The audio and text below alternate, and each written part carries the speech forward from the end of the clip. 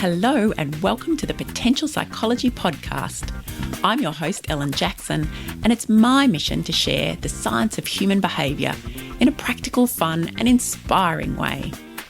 In each podcast episode, I interview an expert from the fields of psychology, well-being, leadership, parenting or high performance. I pick their brain to uncover what they know about living well, what tips do they have for you and I quiz them about how they apply their expertise in their own life. Join me as we discover simple, science-backed ways to live, learn, flourish, and fulfill your potential. Hello, and welcome back to the Potential Psychology Podcast. Or welcome if this is your first time here. I am super happy that you've joined our little community. In fact, I'm super happy because we've had so many people join the Potential Psychology community of late. Listeners to this little podcast are on the rise, with the number of people tuning in rising month on month, which is really exciting. And it's not just here in Australia either. We have regular listeners in the United Kingdom, the United States, New Zealand, as well as France, Canada, Spain, Singapore, India, Thailand, South Africa, Sweden, across the globe, which is just delightful. And we've also had new people join us on the Potential Psychology Facebook page and on Instagram and via our newsletter. It's all been happening so far in 2019. And thank you to you. If that's you, I'm really excited to have you here to help fulfill your potential, because that's what we're here for. And today's episode of the podcast is an interesting one. It's a little bit about vulnerability and a little bit about identity and a little bit about being our best selves, with a dash of leadership and some ideas about sports and performance. But most of all, it's about courage. And I don't mean running into a burning building to save a child type courage. I mean being prepared to do things that push you outside of your comfort zone, to really be authentic, to use a kind of overused word at the moment, but to be true to who you are and to be prepared to expose your soft underbelly a little bit. And I've actually been reflecting on this a little in the last few days since my guest, Matt Condie, and I recorded this interview. And it's because I spend a lot of time at what I describe as the outer edges of my comfort zone, pushing myself to do things that are new and things that are scary and that make me feel exposed, like creating a podcast and designing and developing and presenting workshops to big groups, and deciding, as I have recently, to run webinars, which I've never done before and I don't know how that's going to go, and recently facing up to some financial decisions or indecision, things that I haven't done, and allowing that side of life to get a bit out of control. And this year we'll be building a house, and I've never done that before either. And this operating out of your comfort zone thing is exhausting, and it's sometimes overwhelming, and I often wonder why I do it. And then I realise that it's kind of become a bit of a habit. It's just what I do now. It's where I live. But I realised something else, and that was that I take a lot of cues from my clients. In recent days, I've sat with coaching clients as they've exposed themselves to me. That sounds wrong, doesn't it? As they've shared their vulnerability and grappled with that, and they've sought to make life more meaningful, perhaps, or pursue their bucket list goals, or change the trajectory of their careers. Or some of them are stepping up to big leadership roles that feel enormous and scary, and some are just trying to figure out the who am I and what do I want dilemma. And they're all so courageous because they're all stepping outside of that comfort zone. They're seeking to do more and to be real and to be true to themselves and to try something new. And I'm so in awe and appreciative of all of them because they inspire and motivate and push me a little in return. So this episode of the podcast is dedicated to all of my clients for being brave and daring and fulfilling their potential, or doing everything in their endeavours to do so. And it's a wonderful mixed up, muddled up conversation, this one, peppered with Brené Brown quotes, with someone who really thinks deeply and has taught me a lot about being authentic. So let's have a chat to Matt Condie. I am delighted to have Matthew Condie on the podcast today. Matt is the kind of eclectic psychologist that I love talking to. He's held several roles in clinical psychology, including child protection, youth and adult mental health, forensic drug and alcohol, emergency psychiatric services, perinatal and infant mental health, and refugee mental health, working overseas in refugee camps. But Matt has a huge, diverse range of interests, and one of those is sport. He has sport in his veins, and he works with athletes and as an educator here and in the United States, teaching in the areas of sports and performance psychology and leadership. And today, Matt and I are talking about identity, positive psychology, and performance and well-being, and how they intersect to help us to fulfill our potential. Welcome, Matt. Thank you very much, Ellen. It's great to be here. I'm excited to have you here. We have had some mishaps with our recording, so we have already had a bit of a dry run with this conversation, and this one's going to be even better. Matt, I'm interested today, as I said in our intro, you do have a really diverse range of interests and background and skill set, and I'm interested to know a little more about the journey that you've taken as a psychologist to bring you to where you are, and particularly how that has led to your interest in identity. Sure. So first of all, if I was going to practice what I preach for the next period, I thought I'd share with the audience just a little bit about who I am. I was born in a small country town in Victoria. I have a younger brother and sister, so I'm the oldest and therefore, labelled as the most responsible one. Me too. I've played sports since as early as I can remember, and it has brought me some wonderful experiences and memories and skills. And I have a beautiful family, and the family that I choose being my friendship group are just as special. So the reason why I shared a little bit about who I am prior to talking about what it is that I've experienced and what I do is this sense that we can sometimes forget about the who of the person within their identity and focus more on the what. And I guess for me, through my passion for learning and understanding how we do what we do, I looked at identity and how it is impacted and influenced in notions such as labeling. I've been very thankful to have a number of opportunities to work across a number of contexts across the lifespan, and identity is overlaps in all of those areas that I've worked in previously.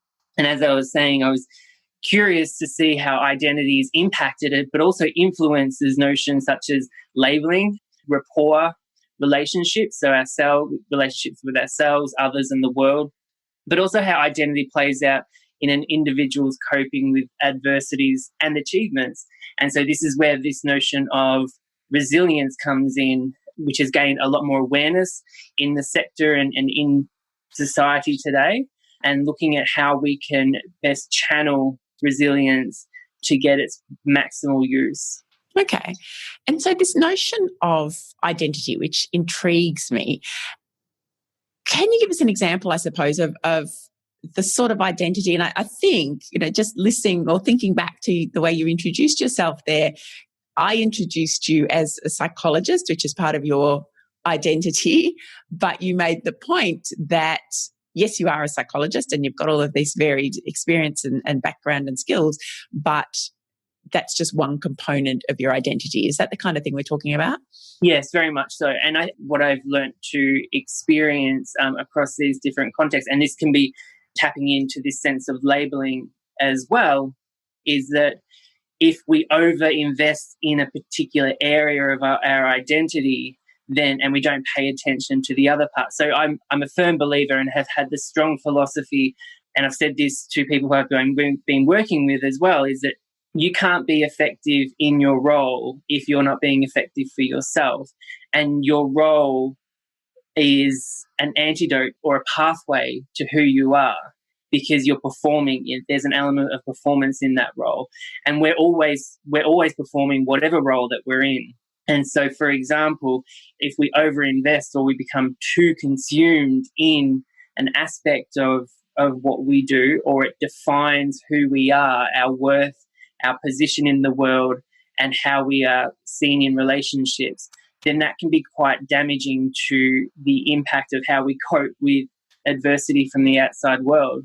Okay, so let's have a look at a few different examples of this. If I am, because I'm just thinking about the types of roles that I have, as you've been talking about identity, I'm like, okay, well, that's interesting. So part of my identity, I'm a psychologist. So I think of myself as a psychologist, but I'm also a parent.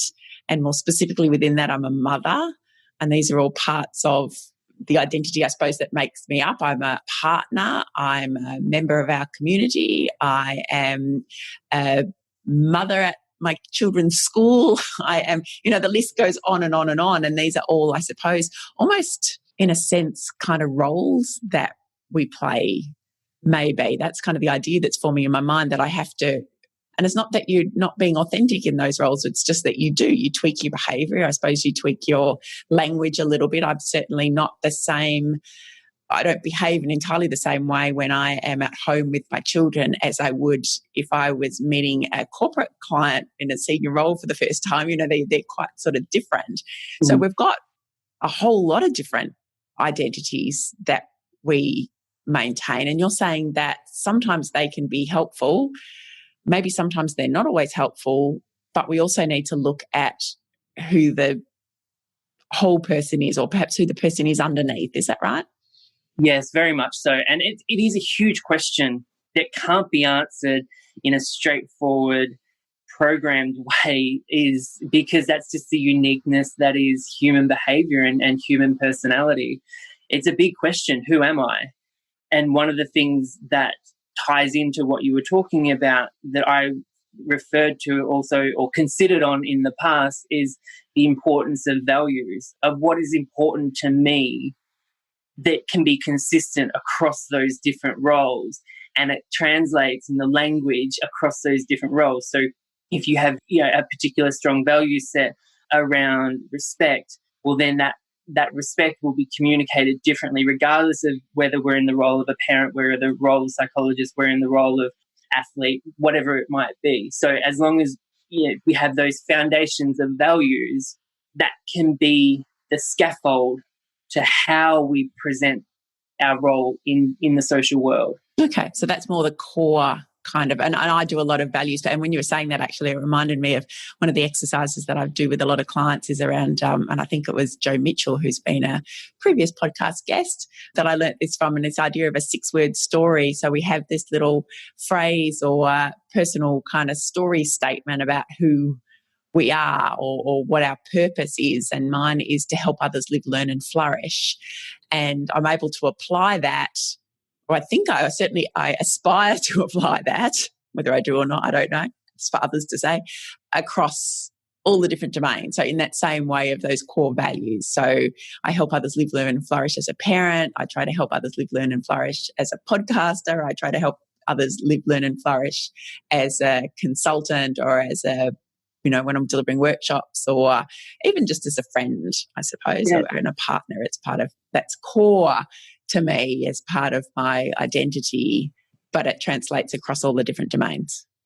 Yes, very much. And if you've got an awareness and a motivation and an enthusiasm to explore those core things that are important to you, then you're going to have that growth mindset, which we know from the literature has multiple benefits. Let's take a step, because there's lots of exciting things I'd like to talk to you about that, and I'm going to do that in a moment. Let's take a step back to where this notion of identity can be unhelpful in some areas. Can you give us an example of how it might not be helpful? Because I'm interested in this connection to resilience. Sure. So one of the things that I've developed a greater appreciation for during my career is this sense that we're having more access to and more awareness around mental health, wellness and illness. And I think we're starting to have an understanding of differentiating the three. What has also come or also raised, as a potential consequence, is this sense of potentially over-diagnosing and misinterpreting mental health for mental illness and mental wellness for poor mental health. And so, we know at the clinical end we have particular disorders that impact on characterological presentations such as identity and fixed personality traits, etc. And you look at those clinical populations and the amount of adaptive resilience that is expressed. So essentially, we're all resilient.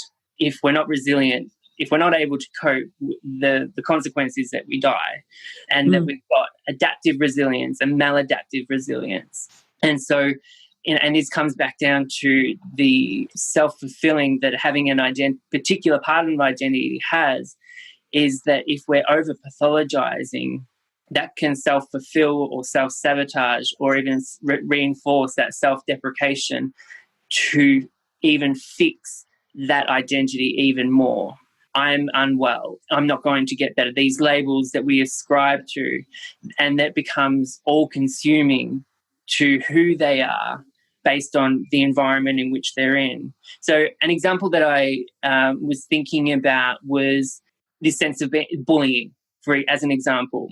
Sometimes if a child is reported to being bullied, a parent's natural and normal response is to jump in and suffocate that vulnerability and take that distress away, because it is a normal human reaction. It is a normal human emotion to take that stress away and jump straight into that problem solving, which can be helpful, although it may not necessarily create the space for that child to stop, have a conversation in which that's an opportunity for connection between parent and child, unpack and learn, which gives the child a sense of competence and efficacy about what can be done differently.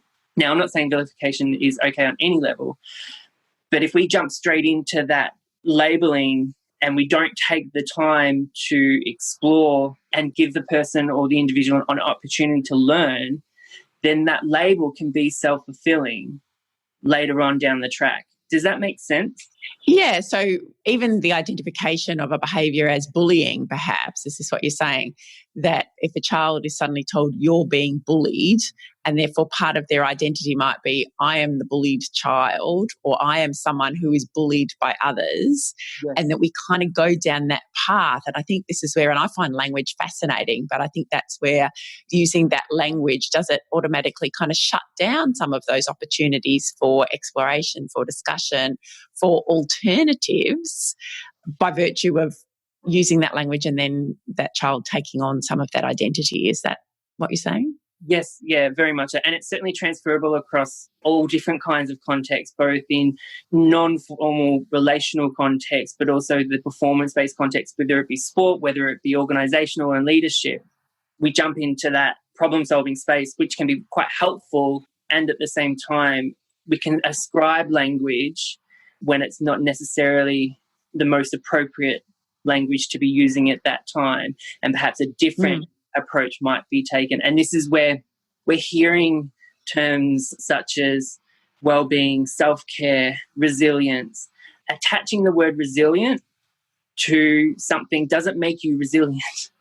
And what I've been reflecting on is we know and we've been taught that self-esteem and self-worth is a strong proponent of identity and is one of the key factors to resilience. And I've been reading some research recently and appreciating what you've been posting on LinkedIn, Ellen, around self-compassion and understanding the difference between self-esteem and self-compassion.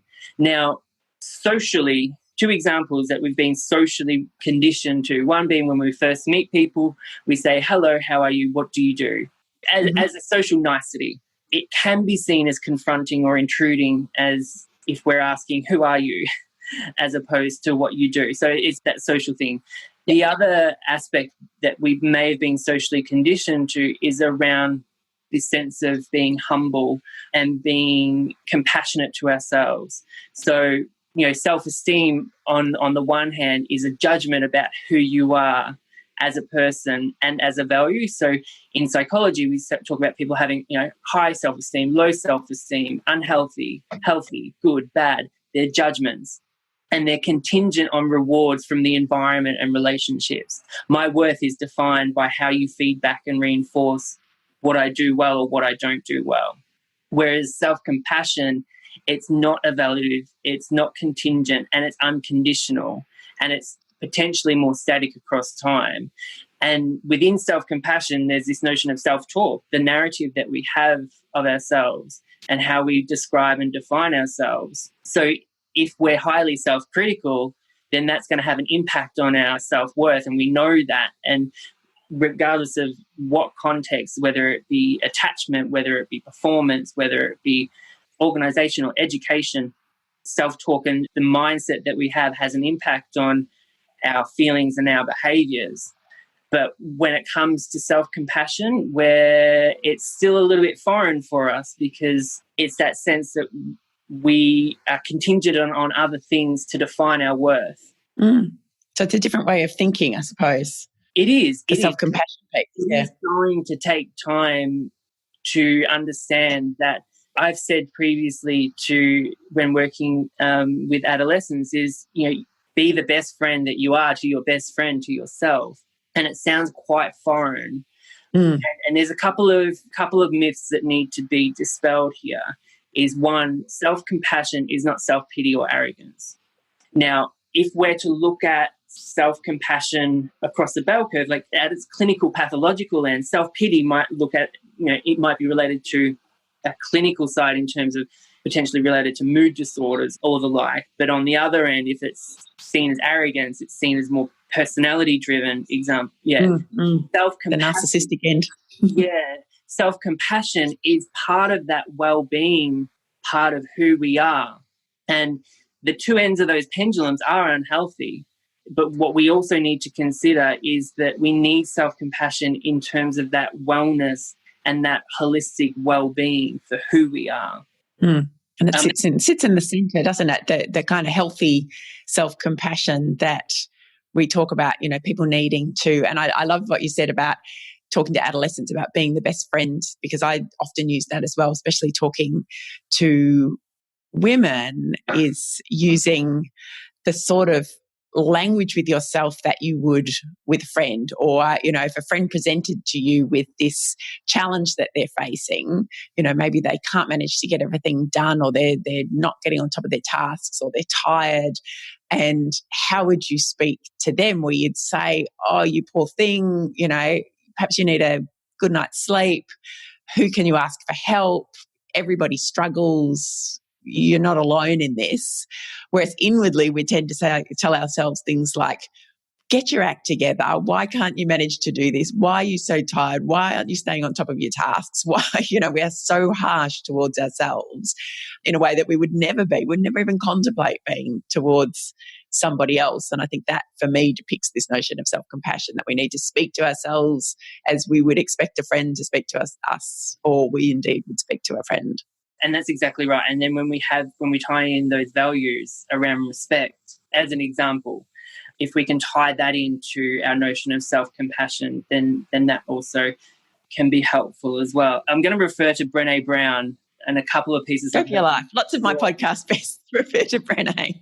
I have a large and deep amount of respect for her philosophy and her work. And she talks about, if you can't show self-compassion, then how are you supposed to show compassion for those who you're working with? And you think about those who work in the area of mental health, thinking about why they got it into mental health in the first place. Like, the why did I want to become a psychologist was to help people, that compassionate side. And so how can we keep ourselves accountable whilst continuing to invest to make other people the best versions of themselves? One of the things that I've reflected on also over time is giving ourselves permission to be self-compassionate, but also recognizing that self-compassion is scaffolded by accountability. And that's probably one thing that we haven't talked about so much in psychology or in a performance context, is this sense of accountability. What I need to do to hold myself accountable based on the pathway that I'm going and the values that I want to live by. So these values, just going back to the notion of identity and the fact that we hold all these different identities, what occurred to me when you were speaking earlier was that the use of language and how it can be helpful or unhelpful. So if I am somebody who perhaps thinks that I'm not coping all that well, and people perhaps have recognised this, maybe colleagues or friends or family have recognised this, and they've said, "Oh, look, I'm a bit worried that you're not travelling so well." They've maybe mentioned the word depression, and they've suggested that I go and see somebody, go and see a psychologist or my GP. And automatically in my mind, I think, no, I can't do that. That's not me. I'm not a depressed person. Yeah. So that sort of conversation that we're having with ourselves and where that may be unhelpful, I'm wondering whether that's something that does in fact stop people from seeking the assistance that they need, and whether we need to, I don't know, like you said earlier, this is complex stuff. So it's not like we can quickly just change the language and get everybody to kind of turn around and think about it differently. But I think it's an important conversation to have, in terms of help-seeking behaviour, whether or not the language that we use and this labelling and diagnosis is helping us. We talked about the bullied child, but are you the depressed person who needs to go and see a psychologist? Or are you the athlete who then almost inwardly feels that you're one-dimensional because that is how everybody perceives you? This is all you are. This is what you do, which obviously then has implications for transition to other careers, et cetera, et cetera. Is that the sort of thing that we're talking about?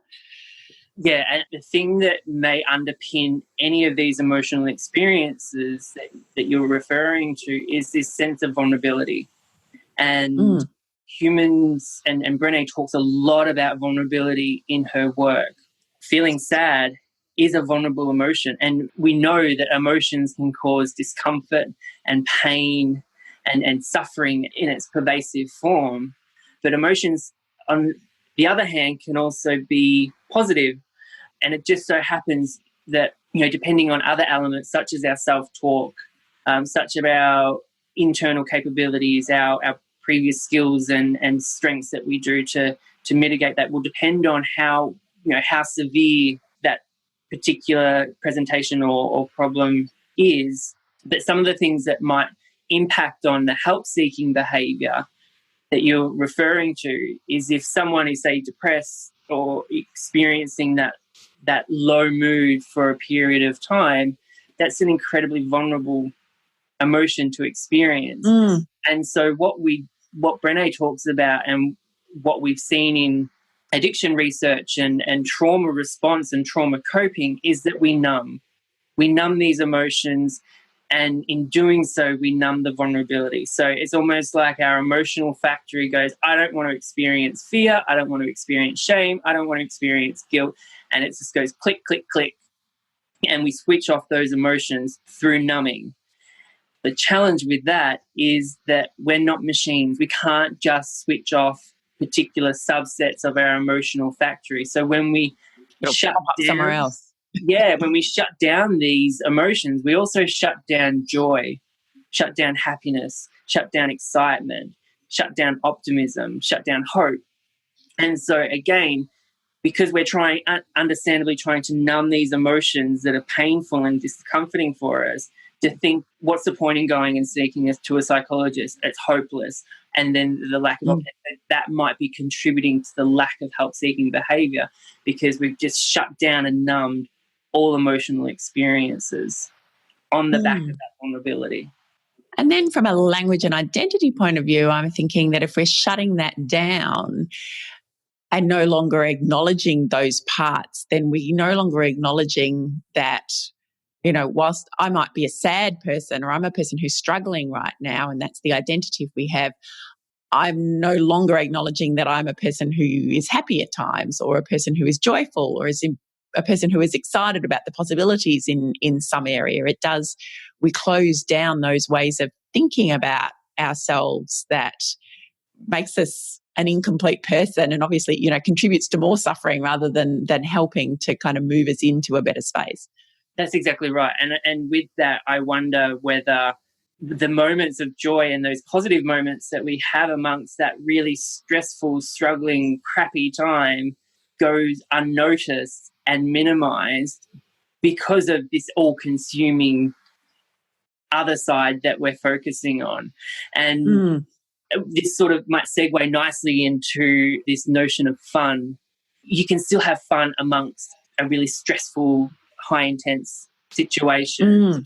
And for some reason, and it's my impression that it's a concept that fun is only seen that only children are allowed to experience.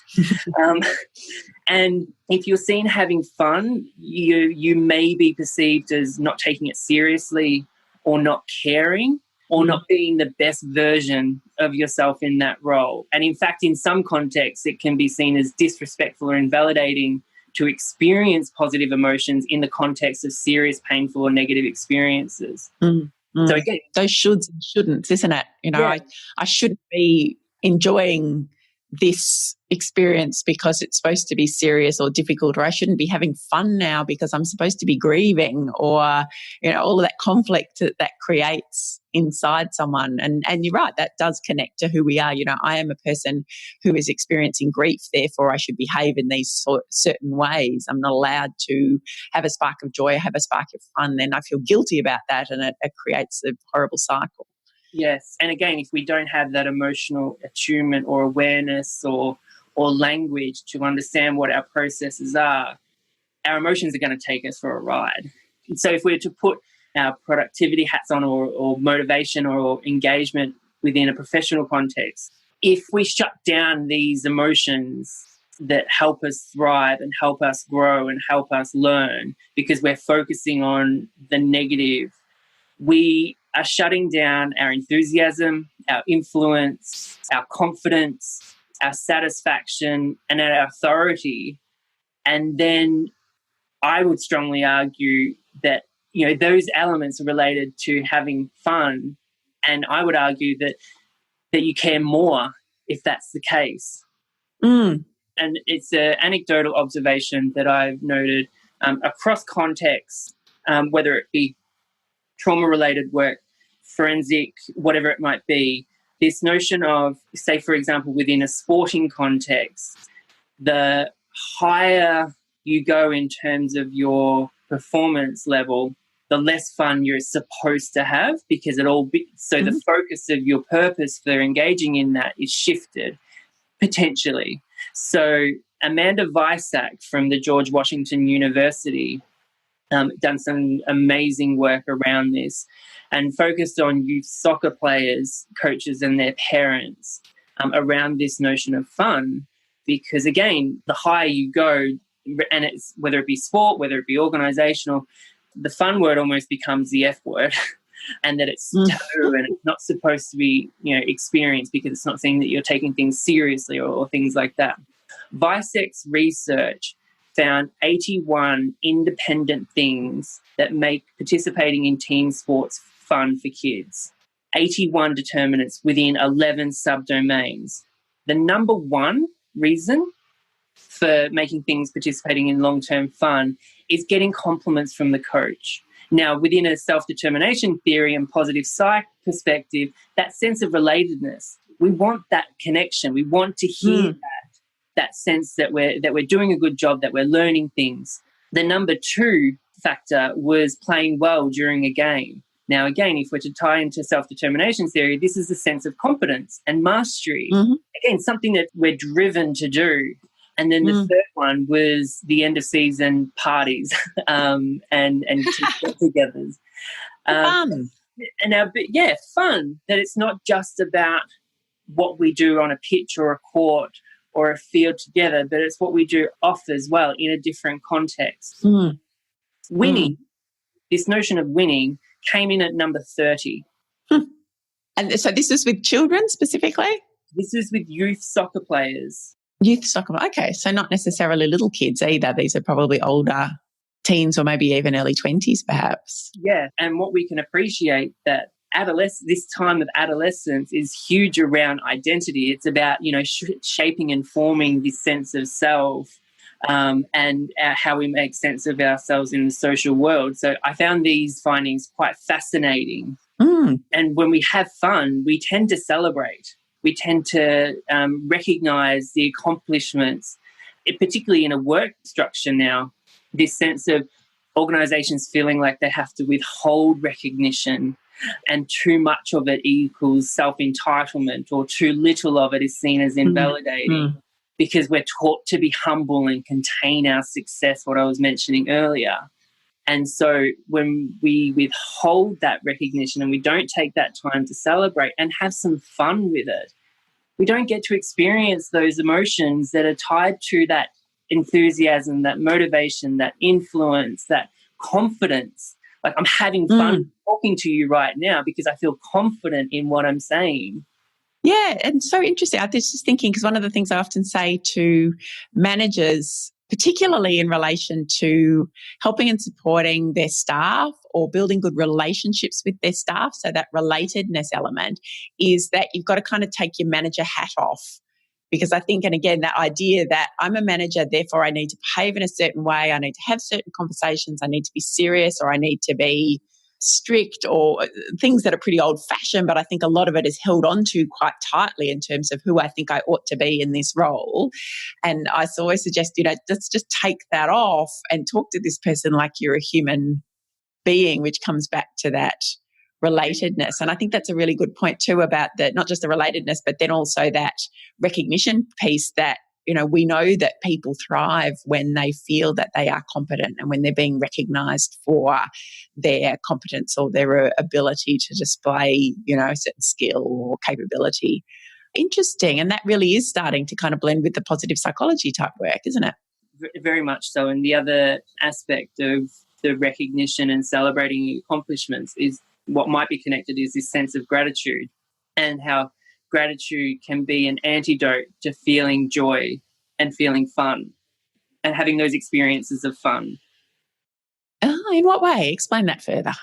When we sit back and we express and understand that sense of gratitude and being thankful for the experiences that we have, we can potentially be more attuned to that sense of relatedness or reflect back on, I did that well, or I would like to do that differently next time. And I'm thankful for the opportunity to have it in the first place. Mm-hmm. So expanding our thinking about the circumstances that we're in and how that kind of lends to these set of positive emotions that we know are so important for our growth and our flourishing and our thriving. If you wouldn't mind, I just would like to read an excerpt from Brené Brown's latest book called Dare to Lead, which sort of touches on this a bit more. So I'll just read a bit from her. So she quotes, "For the parents reading this, how many of you have stood over your child while they were sleeping and thought, oh God, I love this kid more than I knew was possible, and in the same second felt fear wash over you and pictured something horrible happening to your child? Statistically, it's about 90% of us. So why do we insist on dress rehearsing tragedy in moments of deep joy? Because joy is the most vulnerable emotion we feel, and that's saying something given that I studied fear and shame. When we feel joy, it is a place of incredible vulnerability. It's beauty and fragility and deep gratitude and impermanence all wrapped up in one experience. When we can't tolerate that level of vulnerability, joy actually becomes foreboding, and we immediately move to self-protection. It's as if we grab vulnerability by the shoulders and say, you will not catch me off guard. You will not sucker punch me with the pain. I will be prepared and ready for you.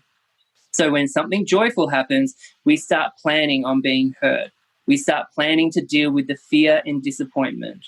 Is this helpful? Of course not. We cannot plan for painful emotions. We know this for a fact, because people who have been forced to live through these moments tell us that there is no amount of catastrophizing or planning for disaster that prepares you for them. The collateral damage of this instinct is that we squander joy when we need to build up an emotional reserve, the joy that allows us to build up resilience for when tragic things do happen. So fascinating. I mean, so insightful, but so fascinating as well, because as soon as you described that, I went, oh my God, yes, I've done that, stood there and looked at the kids or anything, in those circumstances and thought, I know you do. It's like a weird automatic self-preservation thing that kicks in that, oh, this is just so wonderful.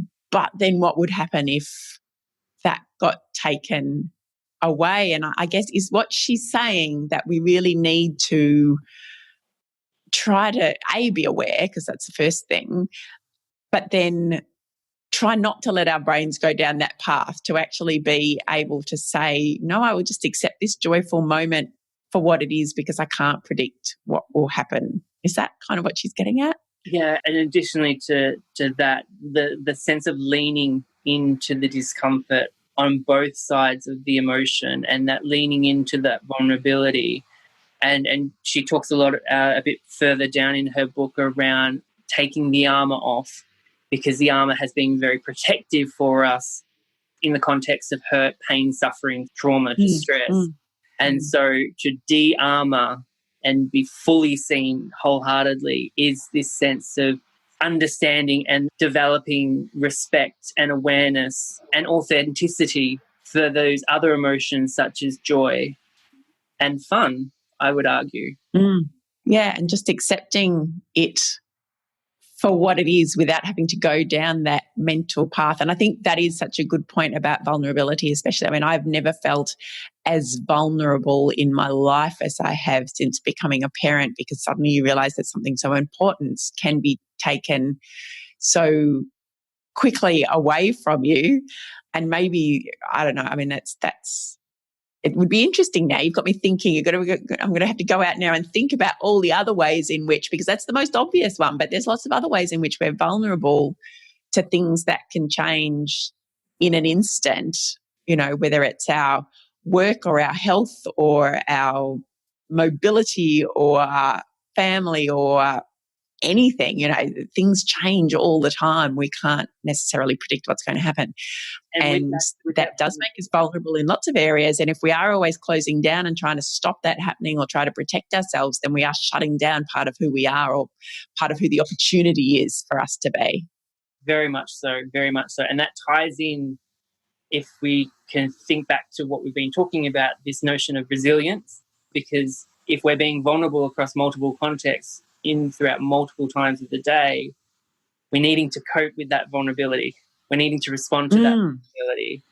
And are we leaning into it, or are we running away from it, or are we numbing it, or are we avoiding it? And so this all ties in with this notion of self-esteem, but also self-compassion, because if we're vulnerable and we're seeking reinforcement from that social world around, say, for example, being a parent, seeking that reinforcement from outside rather than within, then that's going to have a huge impact of our resilience in that particular area. So that relationship between vulnerability and resilience, I think, is a really important one for us to be mindful of, but also to be curious about moving forward. So if we were to unpack that a little bit, is what you're saying that if we don't allow that vulnerability and accept that sense of this is life and this is who we are, and that it's okay to feel these things, that is having a negative impact on our resilience? If we shut down, we think we're protecting ourselves, but we're actually making ourselves less resilient? Potentially, yes. Because Brené talks about some myths around vulnerability, and one of those myths is that vulnerability is weakness. Another myth is that I don't do vulnerability, or I can go it alone. Talks about, and you can't engineer uncertainty and discomfort out of vulnerability. I was having a conversation with a colleague in the States recently about this new technology in basketball to increase the accuracy of shots for their players, and they were getting children, 8, 9, 10, spending hours upon hours upon hours with this equipment. And I said, look, that's great. Look at technology and how far it's come to support that. You can't program the vulnerability out of the fact that an emotional experience at that very point in time could make that player miss that shot. And that's vulnerable. Yep. No computer, there's no formula, there's no algorithm, there's nothing that you can program vulnerability at, because it's a human experience. It's something that we're designed to experience. So if you're, and I have a son of about that age who plays basketball, so I can relate to this, but if you've got in their world a high pressure game and the kid misses the all important shot despite having done all of this very intensive practice, the resilience for that child is in knowing that that's okay, that people miss, that practice doesn't always make completely perfect, that there's lots of other circumstances, including our emotions, that can get in the way of us performing the way we'd like to. And having that sense and then being able to cope, being able to process all of that in a moment and then be able to cope as well. And also to be allowed to cry. That's the other thing. I love watching the little kids playing their sport, and when they do cry, and I'm always slightly on edge because I always want to see how the coach is going to react. Does the coach give them a hug or tell them that's okay, or do they try and shut that emotion down? That always is an anxious moment for me as a psychologist, mother, and, basketball parent. Yes, and I think it ties in nicely with this self-esteem, self-compassion understanding around, you miss the shot and you're evaluated based on what you did, versus being self-compassionate. It's that unconditional that I do make mistakes. I'm wanting to get better next time, so I'm going to do X, Y, and Z to ensure that happens. It's not as destructive and deprecating on the identity of who you are. Yep. I'm not a bad basketballer because I missed the shot. I'm just a human being. Yeah. And what's more, a 10-year-old one.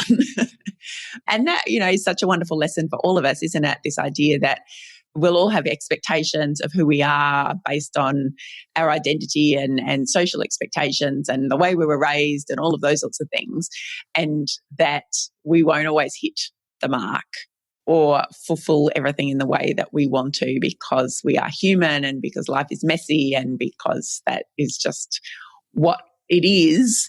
And that rather than beating ourselves up for it, that self-judgment piece, that we need to use a bit of self-compassion and accept that this is who we are, that this is human, that this is life, that life is messy, and that's okay. And that is where growth comes from, because that is what gives us the opportunity to say, you know what, screwed this up. It happens. I'll do better next time, or I'll try harder next time, or I'll just see what happens next time. Accountability, yeah. And having another go.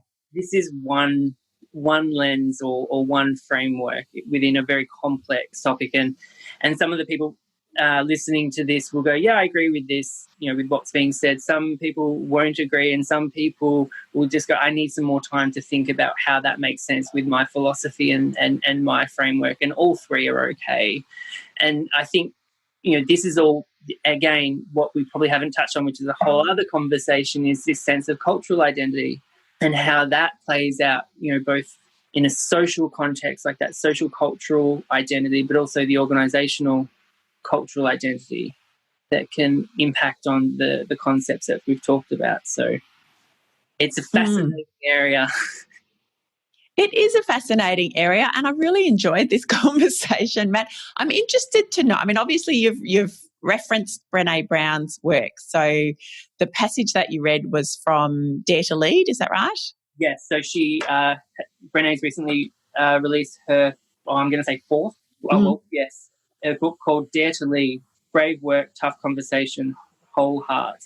And it's specifically driven to leadership type contexts. However, this notion of vulnerability can be in any form of performance context. And now I would strongly argue that we're always performing in a role at any given point in time.